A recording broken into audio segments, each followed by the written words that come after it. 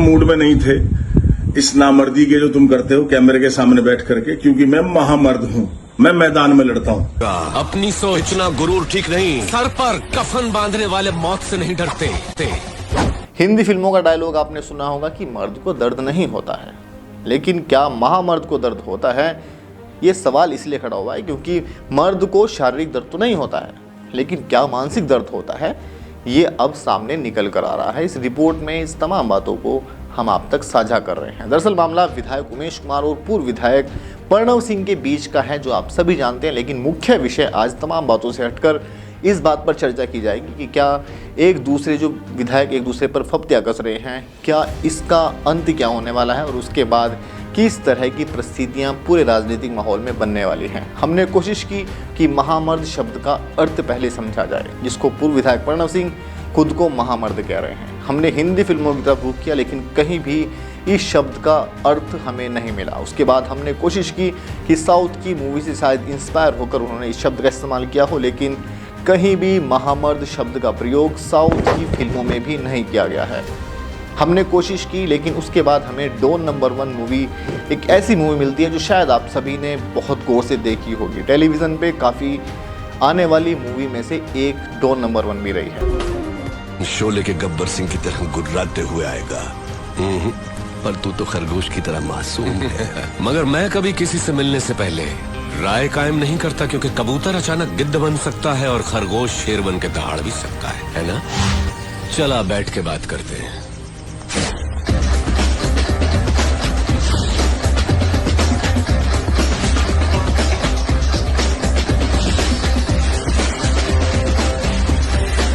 जबान बहुत चलती है सूर्या, हाथ ज्यादा चलता है। मेरी पावर को मत भूल तू, मुझे याद रखने की जरूरत नहीं। मुझसे हाथ मिला ले, गद्दार से दोस्ती नहीं करता, मारा जाएगा। अपनी सोच इतना गुरूर ठीक नहीं, सर पर कफन बांधने वाले मौत से नहीं डरते।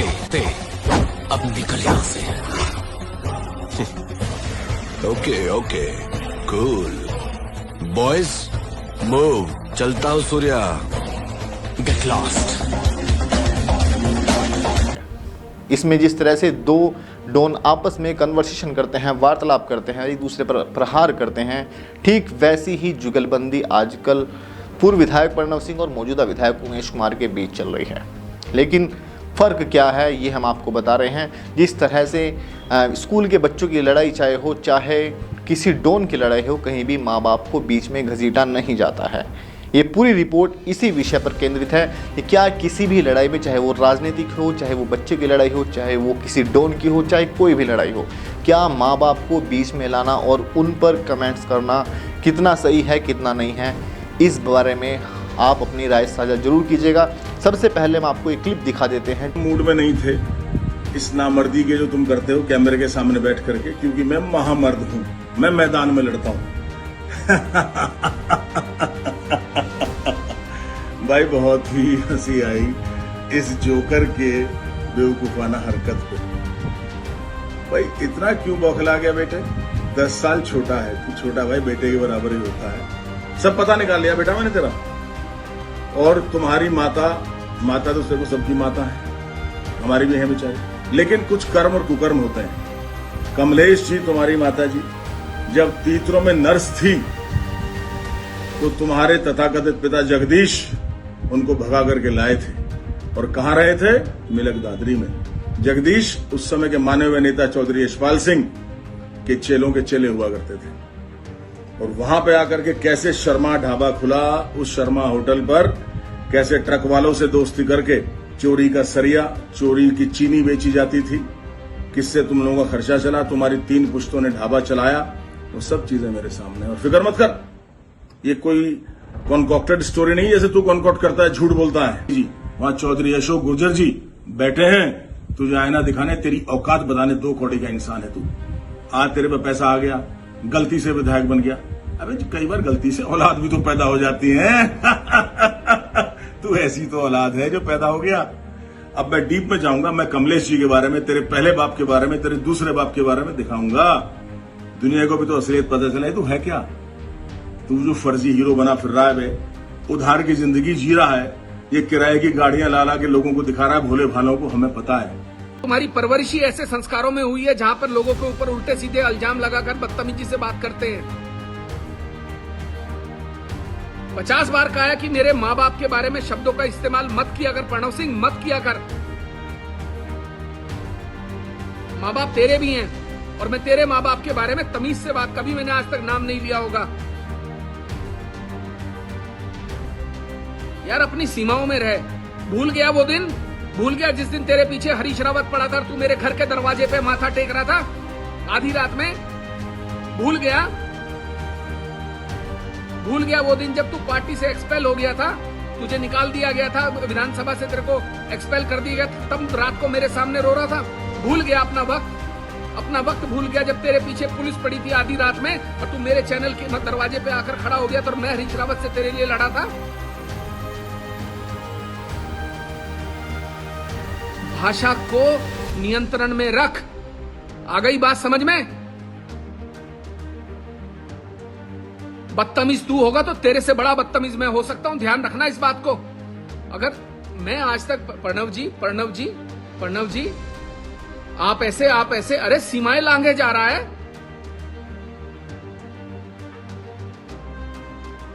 कभी एक बाप की औलाद बोलता है, कभी एक मां की औलाद बोलता है, कभी कुछ बोलता है, कभी बलात्कारी कहता है। तू साबित कर, अगर तू एक बाप की औलाद है ना तो साबित करके दिखा मेरे ऊपर बलात्कार का मुकदमा किसी कोर्ट में चल रहा है।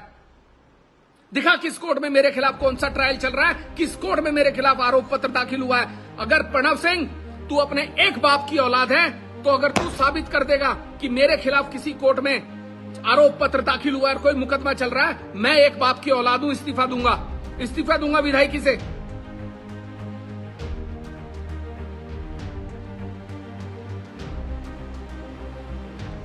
मर्यादा नहीं है, बेशरम आदमी, बात करने की तमीज नहीं है। कैसे एक विधायक के साथ बात की जाती है, संवैधानिक पद पर बैठे व्यक्ति को कैसे बुलाया जाता है? झूठा, मक्कार, जाहिल, कभी कुछ कौन पूछता? डॉन नंबर 1 मूवी में अक्सर आपने देखा होगा कि यहाँ किसी भी प्रकार की दो डॉन के बीच में लड़ाई कितनी भी हुई हो, लेकिन माँ बाप को लेकर कोई भी फब्तियाँ एक दूसरे पर नहीं कसी गई थी। लेकिन ये जो लड़ाई है इसमें भिन्नता इसलिए देखी जा रही है क्योंकि यहाँ माँ बाप को लेकर भी अब बात होने लगी है। और ये जो बातें की जा रही हैं पूर्व विधायक प्रणव सिंह के द्वारा, ये कहीं ना कहीं एक कुंठित मानसिकता को दर्शाता है, जिस तरह से व्यक्तिगत लड़ाई को माँ बाप की लड़ाई तक भी ले जा चुके हैं। दरअसल बात इतनी नहीं है, पूर्व विधायक प्रणव सिंह जो आरोप लगा रहे हैं और जो विधायक उमेश कुमार आरोप लगा रहे हैं, जनता उनको लगातार देख रही थी, खुद विश्लेषित कर रही थी और अपनी समझ से ही जनता किसी के बारे में अपनी राय बनाती है।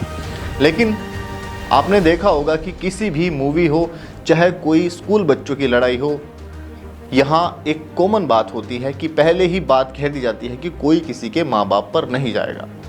लेकिन यहाँ जिस तरह से माँ बाप की बातें की जा रही हैं, दरअसल ये अपने वक्तव्य में जो भी बातें रख रहे हैं, ये कहीं ना कहीं महामर्द की मानसिक जो कमजोरी है और उनकी जो दिवालियापन है उसको दर्शा रहा है कि वो कितने परेशान हो चुके हैं और अब इस कदर बात आ चुकी है कि वो माँ बाप पर अब फब्तियाँ कस रहे हैं। खैर, ये दुनिया की सबसे अनुशासित पार्टी के सदस्य हैं और इस तरह की शब्दावली वो पहली बार इस्तेमाल नहीं कर रहे हैं। अक्सर वो काफ़ी विवादों में रहे हैं और इस तरह की शब्दावली इस्तेमाल करते भी रहते हैं। इस पूरी घटना इन दिनों सोशल मीडिया पर काफ़ी तूल पकड़ा हुआ है। देखना होगा कि क्या पूर्व विधायक प्रणव सिंह और मौजूदा विधायक उमेश कुमार के बीच में ये मामला किस हद तक तूल पकड़ता है। और ये जो महामर्द अपने आप को कह रहे हैं भारतीय जनता पार्टी के पूर्व विधायक प्रणव सिंह, क्या इनके खिलाफ अनुशासनात्मक कार्रवाई कर सकती है भारतीय जनता पार्टी? क्योंकि ये पहला मामला नहीं है, ये अक्सर विवादों में इस तरह के रहते हैं और पार्टी के लिए भी काफ़ी सरदर्द बने हुए हैं। लेकिन ये राय, हम इस बारे में क्या सोचते हैं ये जानना मुख्य नहीं है, बल्कि जनता इस पूरे मामले को देख रही है और एक दूसरे पर वार कर रहे हैं, फब्तियाँ कस रहे हैं, इसको अपने अपने सटीक तरीके से विश्लेषित भी कर रही है। खैर, देखना होगा कि इस पूरे मामले में क्या मोड़ आता है और ये लड़ाई आगे क्या रूप ले लेती है। बहरहाल, ये दोनों वक्तव्य मुख्य भाग हम आप तक पहुंचा रहे हैं क्योंकि बात तमाम विषयों से अलग सिर्फ इतनी है कि क्या ज़रूरत है इस पूरी लड़ाई में माँ बाप को घसीटने की। और जब घसीटा गया है तो ये कहीं ना कहीं सवाल जरूर खड़े करता है और वाकई में एक जनप्रतिनिधि जिस तरह से वो 20 साल रहे हैं और उसके बाद एक अपने आप को विशिष्ट और वरिष्ठ कार्यकर्ता भारतीय जनता पार्टी का बताते हैं, क्या ये इस तरह की बातें करना जायज़ है? नहीं है। सिर्फ इस बात को लेकर इस पूरे विषय पर चर्चा इस रिपोर्ट में की गई है। आप इस बारे में क्या सोचते हैं? अपनी राय हम तक साझा जरूर कीजिएगा। तमाम बातों के साथ हम इस पूरे मामले पर निगाह आगे भी बनाए रहेंगे। देखते रहेगा सिटी स्कूप उत्तराखंड। मैं हूं आपके साथ हर्षवर्धन। बहुत बहुत शुक्रिया।